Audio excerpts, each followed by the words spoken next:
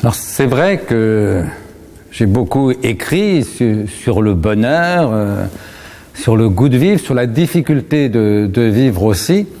C'est d'ailleurs ce qui a surpris certains de mes collègues quand j'ai publié mes premiers livres, c'est qu'au fond, me disaient-ils, je renouais avec des questions traditionnelles de la philosophie que la plupart des philosophes, depuis au moins 50 ans, voire un siècle, avaient un peu laissé tomber.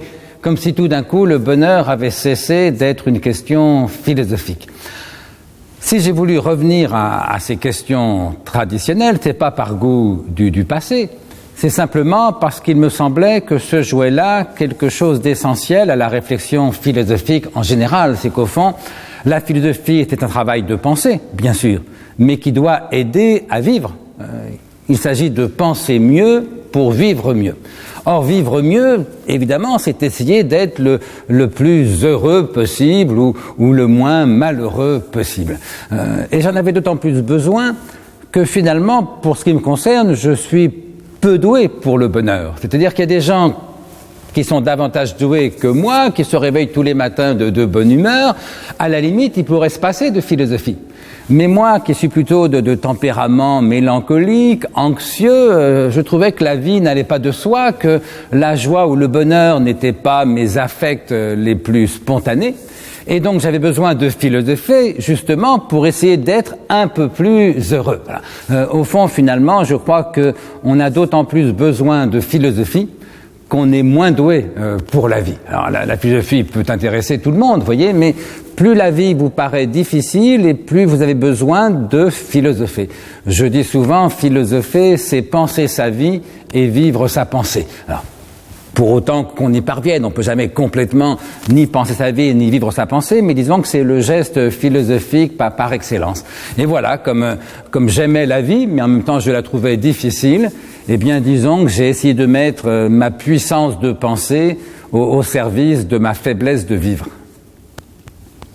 La première difficulté d'abord, c'est de savoir ce que c'est que le bonheur. Parce qu'au fond, tout le monde en parle, tout le monde le cherche. Vous savez ce que disait Blaise Pascal, tout homme veut être heureux, y compris celui qui va se pendre. Autrement dit, le bonheur est le but pour tout le monde. Mais presque personne ne sait ce que c'est. Au fond, c'est ce que disait Kant au XVIIIe siècle. Le bonheur est un idéal non pas de la raison, mais de l'imagination. Autrement dit, tout le monde le cherche, tout le monde en rêve, mais personne ne sait exactement ni ce qu'il est, ni encore moins comment l'atteindre. Et donc la première question philosophique, c'est d'abord de te demander qu'est-ce que le bonheur. Alors commençons par dire ce qu'il n'est pas. Le bonheur, ça n'est bien sûr pas une joie constante, permanente, immuable. Ça, c'est ce que j'appelle la félicité, et évidemment, ça n'existe pas. Ça n'existe pas parce que la joie, par essence, est fluctuation, passage, mouvement. L'idée d'une joie immuable, au fond, est contradictoire dans les termes. Donc le bonheur, ça n'est pas la félicité, ça n'est pas une joie constante, permanente, immuable. Ça n'est pas non plus ce que j'appelle la satiété, c'est-à-dire la satisfaction de tous nos désirs. Pour une raison simple, c'est que nos désirs sont ouverts à l'infini, et donc l'idée qu'ils soient tous satisfaits, évidemment, là encore, est contradictoire dans les termes. Alors, et ça change tout. Parce que du malheur, nous avons une expérience incontestable. Le bonheur, au fond, personne ne sait exactement ce qu'il est. D'ailleurs, lequel d'entre nous pourrait dire qu'il a été pleinement heureux, ne serait-ce que pendant 6 mois? Ça n'a pas de sens. Alors qu'en revanche, du malheur, nous sommes nombreux à avoir une expérience claire, indubitable. Là, autant le bonheur est un idéal de l'imagination, autant le malheur, ça n'est pas un idéal de l'imagination, ça n'est pas un idéal du tout. Le malheur, c'est une expérience. Alors, appuyons-nous sur l'expérience que nous avons eue à tel ou tel moment du malheur. Qu'est-ce que c'est qu'être malheureux? Être malheureux, c'est avoir le sentiment que toute joie est immédiatement impossible. Vous vous réveillez le matin, la joie n'est pas là, et vous savez de source sûre qu'elle ne sera pas là de la journée, ni les jours qui vont suivre. Toute joie est impossible, vous êtes malheureux. Parce que vous avez perdu l'être que vous aimiez le plus au monde, ou parce que vous vivez dans la misère, ou dans l'oppression, ou parce que vous souffrez d'une maladie extrêmement grave et incurable. Voilà. Toute joie vous paraît immédiatement impossible. Autrement dit, vous ne pourriez être joyeux que si quelque chose d'essentiel changeait dans l'ordre du monde. si votre enfant n'était pas mort, si vous n'étiez pas dans la misère, si vous n'étiez pas atteint de telle ou telle maladie incurable. Le malheur, c'est quand toute joie paraît immédiatement impossible. Le bonheur, c'est le contraire du malheur. Autrement dit, vous êtes heureux quand la joie vous paraît immédiatement possible. Pas toujours réelle, mais toujours possible. Par exemple, vous vous réveillez le matin, la joie est là ou elle n'y est pas. Pour moi, le matin, elle y est rarement, pour tout vous dire. Mais vous savez qu'elle peut venir, qu'elle va venir dans la journée, et puis qu'elle repartira, et puis qu'elle reviendra. Voilà. Le bonheur, c'est le contraire du malheur. On est malheureux quand la joie paraît immédiatement impossible. On est heureux quand la joie paraît immédiatement possible. D'où un changement complet de perspective. Parce que tant qu'on part de l'idée de bonheur, qu'on rêve comme un bonheur absolu, évidemment, on constate qu'il n'est pas là, et on devient malheureux absurdement du fait de n'être pas heureux. C'est le vers d'Aragon, dites ces mots, ma vie, et retenez vos larmes. Voilà. On se dit, je ne suis pas heureux, et on a envie de pleurer. Il y a une belle formule de Flaubert dans une lettre à l'un de ses amis. Flaubert écrit, ce terrible petit mot, bonheur, qui fit couler tant de larmes. Parce que les gens pleurent parce qu'ils ont le sentiment de n'être pas heureux. Alors que si au contraire on part de l'idée de malheur, on peut être heureux du fait de n'être pas malheureux. Vous voyez, plutôt qu'être malheureux parce qu'on n'est pas heureux, entreprenons d'être heureux parce que nous ne sommes pas malheureux. Et ce bonheur-là, alors bien sûr, c'est pas un bonheur absolu, c'est un bonheur relatif. La joie paraît immédiatement possible, parfois elle est réelle, parfois elle est possible sans être réelle, elle va, elle vient, elle s'en va, elle revient. Le bonheur, ça n'est pas un absolu, c'est du relatif. Mais qu'est-ce que c'est bon? Parce que ceux qui me disent, mais le bonheur, ça n'existe pas, moi, ma première réaction, c'est de me dire, en voilà encore un qui n'a jamais été vraiment malheureux, ne serait-ce qu'une fois dans sa vie. Parce que ceux qui ont connu le vrai malheur, ils savent au moins par différence que le bonheur aussi existe. Le bonheur, c'est quand on n'est pas malheureux. Encore une fois, ça n'est pas un absolu, c'est du relatif. On est plus ou moins heureux. La joie paraît plus ou moins facile, plus ou moins probable. Ce n'est pas un absolu, c'est du relatif. Mais qu'est-ce que c'est bon? Alors pour la société, c'est différent. Parce que d'abord, je ne vois pas bien ce que c'est qu'une société heureuse. Ça n'a pas de sens. Il y a 60 millions de Français. Sur les 60 millions, il y en a forcément qui sont heureux, forcément qui sont atrocement malheureux. Autrement dit, il n'y a de bonheur qu'individuel. En revanche, ce qu'on peut dire, c'est qu'il y a des sociétés qui favorisent plus ou moins le bonheur et d'autres, au contraire, qui contribuent davantage au malheur. De ce point de vue, j'ai toujours envie de dire, ne noircissons pas trop le présent, n'enjolivons pas trop le passé. Moi, je crois qu'au fond, dans nos sociétés, pour l'Italie comme pour la France, nous avons la chance de vivre dans des pays relativement riches, relativement pacifiques. Personne n'est mort de faim en France depuis des décennies. Alors que depuis des millénaires, il y avait des famines chaque année, si vous voulez. Nous avons la chance de vivre dans des pays en paix, dans des pays relativement prospères. Disons que le malheur est moins inévitable aujourd'hui qu'il ne l'était dans le passé. Mais bien sûr, cette probabilité du malheur, et donc par différence cette possibilité de bonheur, est très inégalement répartie. C'est-à-dire que nos pays sont relativement prospères, mais il y a dans nos pays des gens qui vivent dans une atroce misère. Ce qui donne un sens à la politique. Parce que mon idée, au fond, c'est que la politique n'est pas là pour faire le bonheur des gens. Parce que personne ne peut faire le bonheur de personne. La fonction de la politique, ça n'est pas de faire le bonheur des gens, c'est de combattre les conditions, les causes objectives de malheur. Par exemple, l'argent, comme chacun sait, n'a jamais suffi au bonheur de quiconque. En revanche, la pauvreté, la misère peut suffire au malheur, évidemment. Et donc la fonction de la politique, c'est d'abord de combattre la misère, de combattre la violence, de combattre l'insécurité, de combattre les causes objectives de malheur, afin que les individus puissent, eux, entreprendre de bâtir leur bonheur.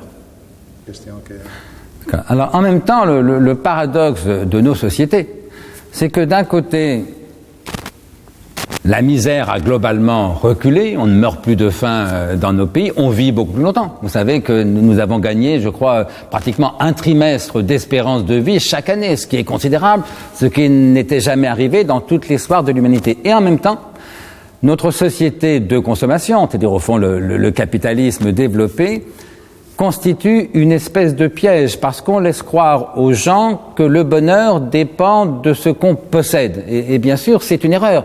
Encore une fois, la misère peut suffire au malheur, mais la richesse, le confort n'ont jamais suffi au bonheur. Et donc, laisser croire aux gens qu'ils seront plus heureux quand ils auront, je ne sais pas, une nouvelle voiture ou l'iPhone 6 plutôt que l'iPhone 3, si vous voulez, c'est bien sûr un contresens. Et donc, il faut rappeler deux choses, au fond. Le but de l'économie, ça n'est pas de faire la richesse de tout le monde. Le but socialement acceptable de l'économie, c'est de combattre la misère. Alors bien sûr, la seule façon de faire reculer la pauvreté, c'est de créer de la richesse. La seule façon économique. Parce que politiquement, la question n'est pas seulement de créer de la richesse, c'est aussi de la répartir. Et donc ça pose le problème de la redistribution. Et moi qui suis en gros un libéral de gauche, je crois que la fonction de l'État justement, c'est d'assurer le mieux possible une forme de justice sociale, faire reculer la misère et donc en gros prendre de l'argent aux plus riches pour le redistribuer aux plus pauvres, si on veut prendre cette simplification extrême. Ça c'est la fonction de la politique. Quant au reste, c'est aux individus de comprendre que ce qui fait le bonheur, ça n'est pas ce qu'on possède, encore une fois qu'on est sorti de la misère, ce qui fait le bonheur, c'est ce qu'on fait, c'est ce qu'on vit, c'est ce qu'on est, c'est les relations affectueuses qu'on entretient avec ses proches, et on ne peut pas compter sur l'État pour nous assurer ça. Autrement dit, ne comptons pas sur l'État, sur la politique, pour tenir lieu de sagesse. Mais réciproquement, ne comptons pas non plus sur la sagesse pour tenir lieu de politique. Nous avons besoin des deux. Et c'est vrai qu'au fond, pour quelqu'un de ma génération, moi j'avais 16 ans en 1968, dans ma jeunesse, au fond, nous disions toujours tout est politique. La politique était tout était politique parce qu'au fond, il nous semblait que la politique avait réponse à tout. Et notamment les questions du sens de la vie, du bonheur individuel, des relations intersubjectives. Tout ça nous semblait dépendre de l'organisation politique de la cité. Et je pense que c'était une erreur. Mais ça serait une autre erreur que de croire que la sagesse, la spiritualité ou la morale vont tenir lieu de politique. Et moi qui me suis battu au fond pendant 10 ou 20 ans pour réhabiliter la philosophie, la sagesse, la morale, la spiritualité, j'ai envie de me battre aujourd'hui davantage pour réhabiliter la politique. Parce qu'au fond, nous vivons dans un pays, peut-être dans deux pays, si c'est pareil en Italie, vous me le direz, mais ce qui me frappe beaucoup, c'est qu'en France, au fond, la politique est l'objet d'un discrédit perpétuel. Plus personne n'y croit. Quand on en parle, c'est pour en rire ou c'est pour s'en plaindre. Les Français passent leur temps à cracher sur leurs hommes politiques, qu'ils soient de droite ou de gauche. Ils crachent essentiellement sur ceux qui sont au pouvoir. Et je crois que là, il y a une espèce de piège, parce qu'au fond, dans une démocratie, on a les hommes politiques qu'on mérite finalement. Nous les avons choisis, leur bien ou mal. Moi je crois qu'il est urgent de réhabiliter la politique et qu'on n'y parviendra pas en crachant perpétuellement sur ceux qui la font. Alors, on a bien sûr le droit d'en changer. Et au fond, la démocratie, l'alternance, ça sert à ça. Vous voyez, mais plutôt que de jeter un discrédit perpétuel sur la politique, je crois qu'il vaudrait mieux en faire. Voilà. Et souvent, je dis au fond, parlons un peu moins de morale, un peu plus de politique. Alors qu'il y a 20 ou 30 ans, je disais plutôt le contraire, mais c'est pas tellement moi qui ai changé, c'est que l'air ambiant a changé. Quand j'étais jeune, la politique était à la mode et tout ce qui relevait de la morale ou de la spiritualité nous semblait un peu désuet. 30 ans plus tard, c'est l'inverse. La spiritualité est à la mode, la morale, les bons sentiments sont bien vus, et c'est la politique qui prête à rire. Michel Serres l'a dit un jour assez joliment. Alors, lors d'un colloque où nous étions ensemble, Michel Serres disait, il y a 30 ans, vous savez que Michel Serres est un professeur de philosophie, à la fois en France et aux États-Unis. Michel Serres disait, il y a 30 ans, quand je voulais intéresser mes élèves, je leur parlais de politique. Quand je voulais les faire rire, je leur parlais de religion. Eh bien, aujourd'hui, disait Michel Serres, c'est l'inverse. Quand je veux intéresser mes étudiants, je leur parle de religion. Quand je veux les faire rire, je leur parle de politique. Alors ça, c'est très révélateur sur le changement d'atmosphère. Or, ce changement est inquiétant. Parce que c'était évidemment une erreur il y a 30 ans que de croire que la politique pouvait tenir lieu de spiritualité, de morale ou de sagesse, mais c'est une autre erreur aujourd'hui que de croire ou de laisser croire que la morale, la spiritualité, la sagesse pourraient tenir lieu de politique. En vérité, nous avons besoin, bien sûr, des deux et de la différence entre les deux. Nous avons besoin de la politique pour combattre les causes objectives de malheur, la misère, l'injustice, l'oppression parfois, et nous avons besoin de morale, d'éthique, de sagesse, de spiritualité pour vivre mieux en tant qu'individu, c'est-à-dire pour nous rapprocher un peu plus du bonheur. Voilà. Nous avons besoin de la politique pour combattre le malheur, nous avons besoin de sagesse pour nous rapprocher du bonheur. Alors, s'agissant maintenant de la religion, à nouveau, pour quelqu'un de ma génération, le changement est spectaculaire. Quand bien même on l'exagère parfois, parce qu'on parle beaucoup depuis des années d'un retour du religieux. Et ça n'est pas faux, puisque que ce soit le fondamentalisme musulman, l'intégrisme catholique, c'est vrai que ces mouvements se voient davantage. Disons qu'ils sont plus spectaculaires qu'ils ne l'étaient il y a 20 ou 30 ans. En même temps, attention, parce que quand on voit les chiffres, alors je connais les chiffres pour la France, ils ne sont pas forcément identiques pour l'Italie, mais s'agissant de la France, toutes les religions reculent en France, sauf l'islam. Mais l'islam progresse, d'ailleurs pas de façon spectaculaire, mais progresse sensiblement, mais essentiellement pour des raisons qui touchent à l'immigration et à la démographie. Pas du tout du fait de conversion. Simplement, il se trouve qu'il y a beaucoup d'immigrés qui arrivent en France qui sont de religion musulmane et que les familles musulmanes font souvent davantage d'enfants que les familles catholiques ou sans religion. Mais si on laisse de côté, on y reviendra, mais provisoirement l'islam, toutes les autres religions reculent en France et reculent spectaculairement. Je participais à un colloque il y a quelques jours concernant l'histoire de l'évolution du christianisme.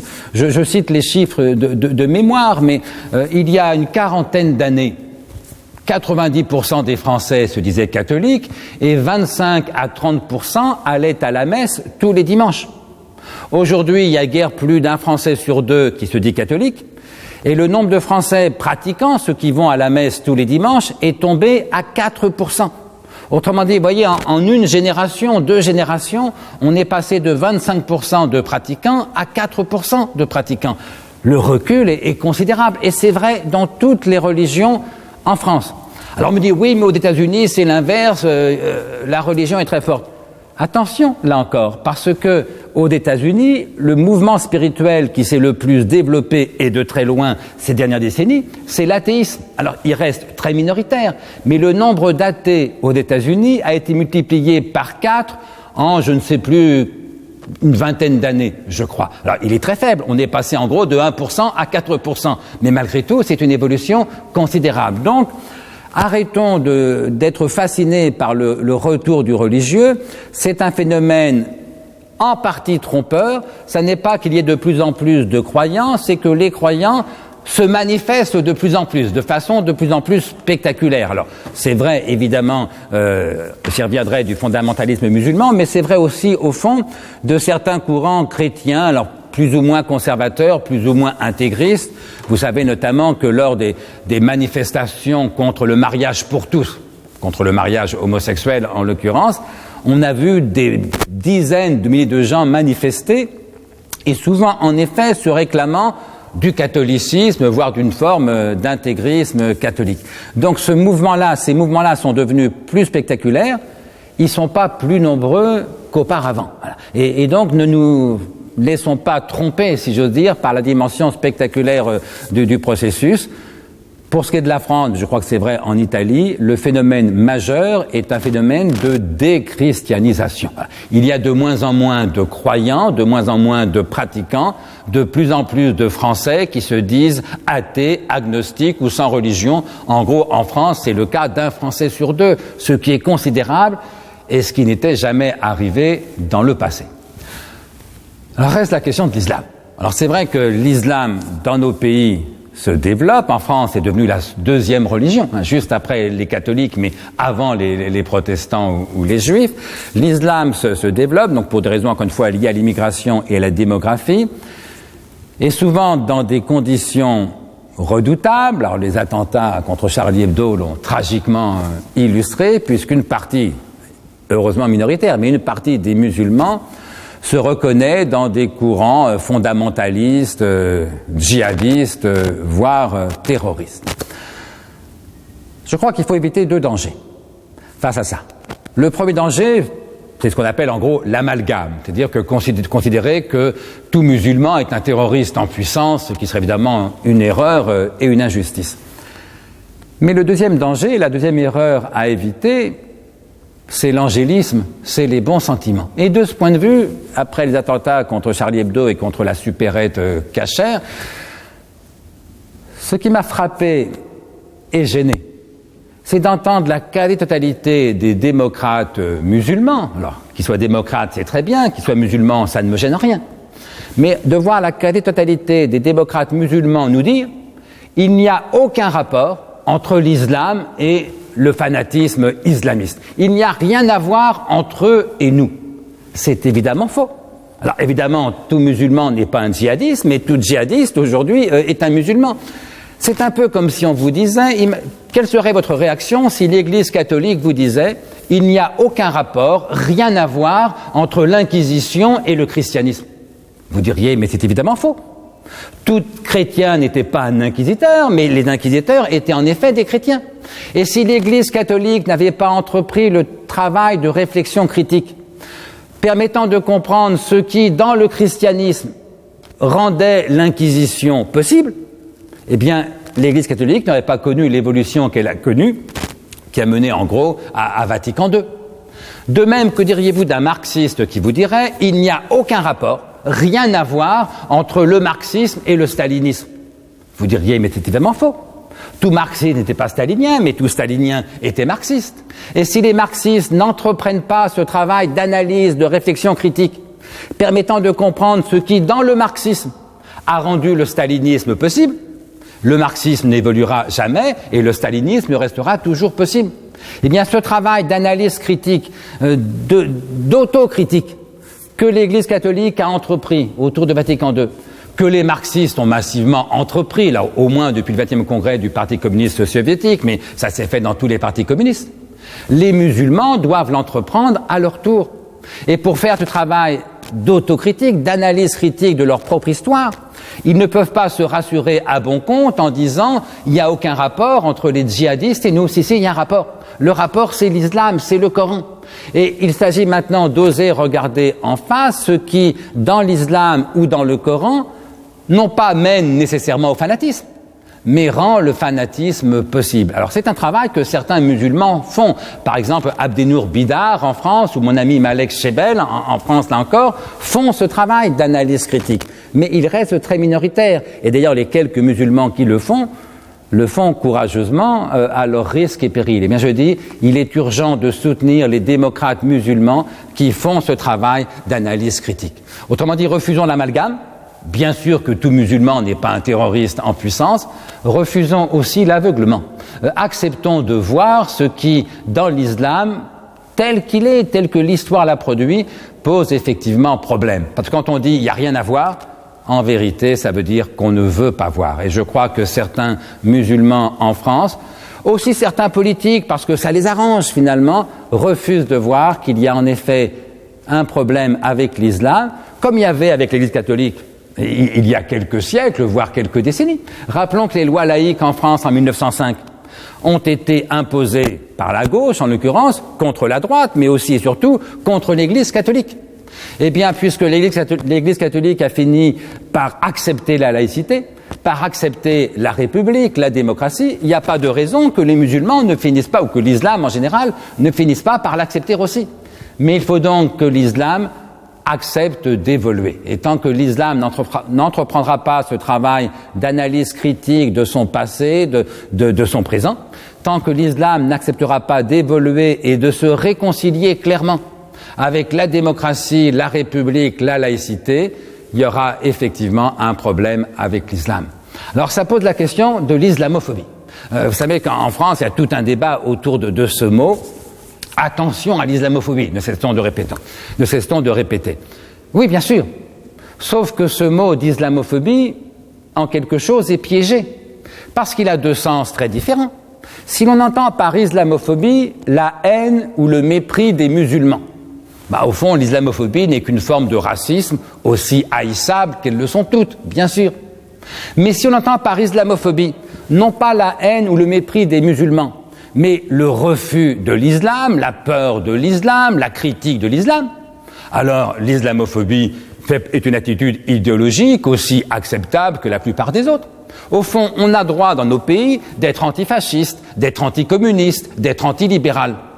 Pourquoi n'aurait-on pas le droit d'être anti-chrétien ou anti-musulman ? Les religions sont des idéologies comme les autres et on a le droit de critiquer quelque idéologie que ce soit.